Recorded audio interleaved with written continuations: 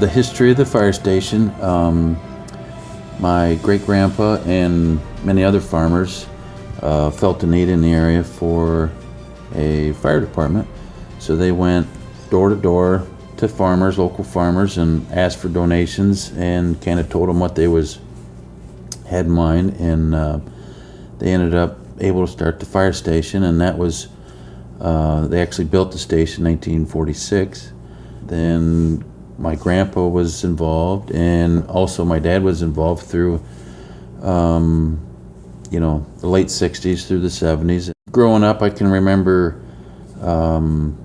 waking up in the morning, and it was odd that Dad wasn't at the kitchen table, and I knew exactly what had happened.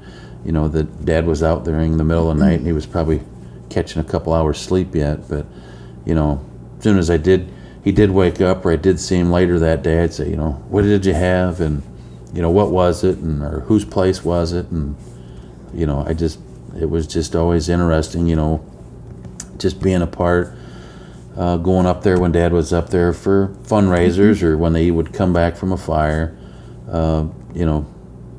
simple things like washing hose and all the guys being around, and getting the trucks ready to go for the next call. Or when I joined then in about 1989, most of the firemen were farmers. If they weren't, they had a farm background, and they might have worked at the lime plant, but it seemed like they all grew up on a farm.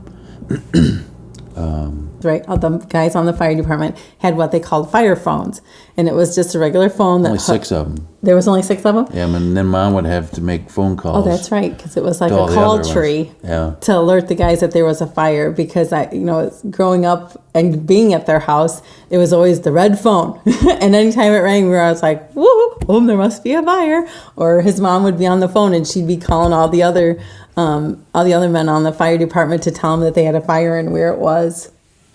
So that was pretty old school.